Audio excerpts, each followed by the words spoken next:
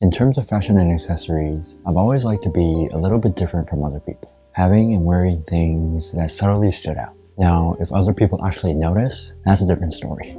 So over the years, I've accumulated around 800 plus tabs on Google Chrome, and these are mainly from reading blogs on the internet, finding interesting startup companies that I would save into my bookmark manager for me to check out later. So I figured since I started this YouTube channel now, I can share some of these companies with you guys if any of you are interested.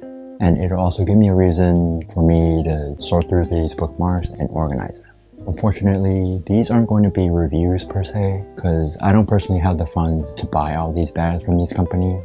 And really, I feel like I'm giving these companies free marketing for talking about them in my video.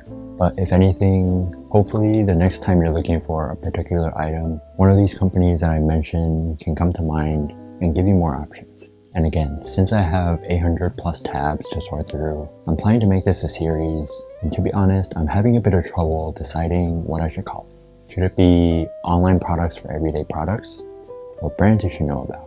My goal for this is to try and make an acronym that I can pronounce out loud. So out of the 3 of you that comment on my videos, comment down below any ideas that you might have and I'll choose my favorite one. But that's enough about the background. In this first episode, I'm going to be going over 5 bag companies that I think you should know about. And the first company is called VenQ, or Venk. I think I found this company around 2016 while I was surfing the web, and I remember it being one of the first startup bag companies that I ever found. And of course, I was immediately hooked. I remember looking at the website for days, trying to decide which bag I would buy if I ever needed one. But for some reason, I never pulled the trigger and it got buried beneath the other bookmarks that I found later on.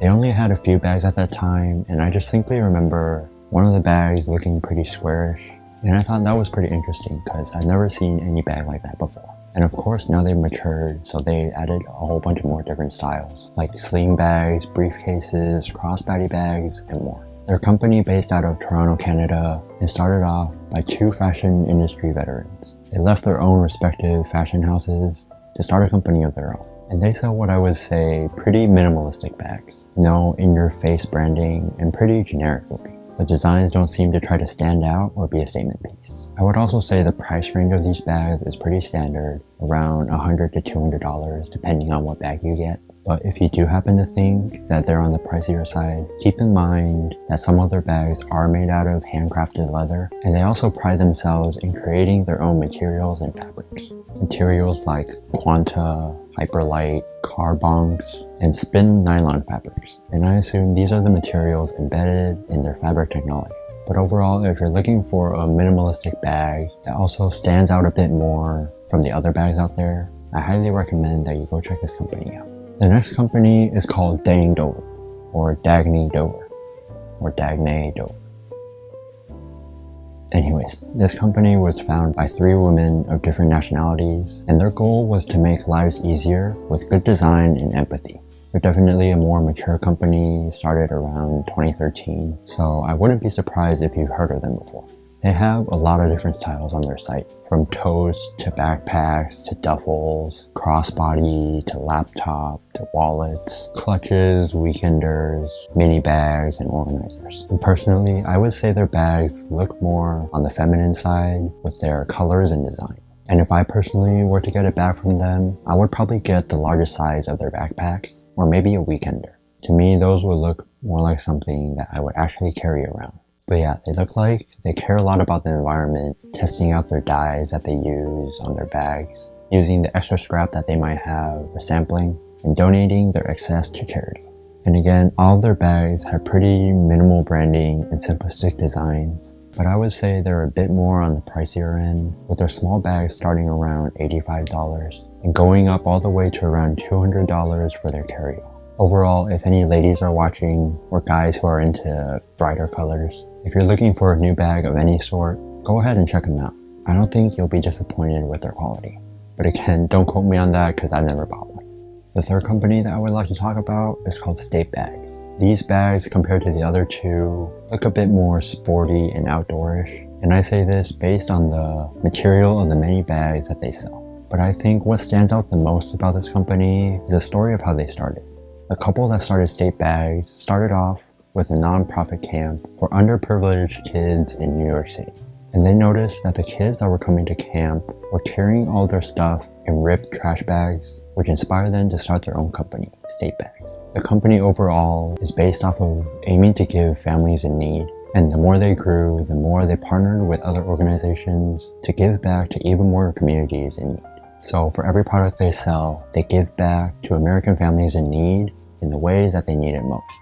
And so their catchphrase is Give Backpack, which I think is pretty clever and meaningful. They started back in 2009, so they're a relatively established company now, but I think because they're mainly based online that not a lot of people might know about them. Like I mentioned before, their bags are made out of a nylon-like material, and I assume this is mainly for the durability of the bags that they're giving away so that it won't break as easily when being tossed around, especially by kids. And they have more fun colors compared to the other two companies, a lot of bright and cartoony designs for kids, but also more simplistic, muted designs for adults. They sell weekenders, slings, fanny packs, suitcases, and so much more. I would say their price range is pretty standard, around the $100 to $200 range. So I would say that if you're looking for a more everyday bag that you wouldn't mind taking on a hike or going to a picnic with, while also knowing that you're supporting a good cause, I would highly recommend that you check out this company, State Bags. And the fourth company that I would like to talk about is called Stuart Lau. Now this company is focused around men, more specifically men in the business world. And the founders are two men, one from New York and one from Hong Kong. And their goal was to craft bags for men who are always on the go. Back when the business person could be traveling back and forth from country to country while taking all their needs into account. Bags that look stylish while also having a lot of function. So looking on their site, at first glance, you can immediately tell that these bags are priced significantly higher than the other three, with their briefcases and backpacks starting around the $300 range. But again, they do have a lot of features listed on their site, from side pockets to waterproof fabric to foam injected straps with neoprene backing. So I assume that paying for this premium, you're also getting a bag that's going to last for years to come. And they do also sell other accessories like wallets, laptop sleeves, and umbrellas.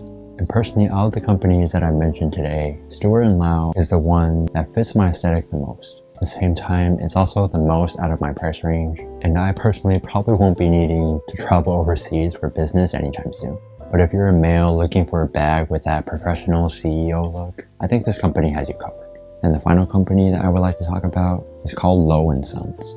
The last time I checked, this company was only making bags, but heading back to this site to research for this video, I realized that they branched out into apparel and also creating masks for the pandemic. But anyways, this company was started by Helen Lau, and she had back issues, and she wanted to find a backpack that would suit her needs. But unfortunately, the bags that she found were either too heavy, too overpriced, or didn't have any pockets whatsoever. And being around 60 years old at the time, her son suggested that she create one herself. And luckily, they helped her do exactly that. Hence the name of the company, Lau & Sons. According to the website, these bags are built to travel light without compromising functionality and style. It was designed to meet the needs of frequent travelers. Each bag has features like meticulously designed pockets, compartments for tech essentials, and elements for smooth travel. So these bags are made out of, again, what looks like nylon-like material, something that you could throw around without worrying about scratching or breaking. And most of these bags seem normally priced around the $100 to $200 range for backpacks. They do have an all-leather bag around $400 if you're into that. And their weekenders are also a little more pricey, retailing around the $225 range. And again, just like all the other companies mentioned in this video, these bags have a pretty simplistic design, and I couldn't find any branding whatsoever from the pictures listed on the website. So if you're looking for a low-key, good quality bag to travel around with, consider Lau & Sons as one of your options for the safe, reliable travel bag. But yeah, those were the 5 bag companies that I wanted to go over. They're all pretty minimal and simplistic because that's personally what I'm into. I feel like I also went through a good range of categories though. One's made for business, one's made for travel, one's made for men, one's made for women. And I'll leave all the links to these companies listed down below. And also let me know if you want me to continue talking about the backstory of these companies, or if you just want all the facts, the pricing, the kinds of bags that they have, the materials that they're made out of. And again, I'm planning to make this a series due to how many bookmarks I have, and stay tuned for more types of these videos. But like always, if you made it to the end, you clearly didn't find me too boring, so go ahead and click the subscribe button down below. That's been it for this one. Thank you so much for watching, and I'll see you very soon in the next one.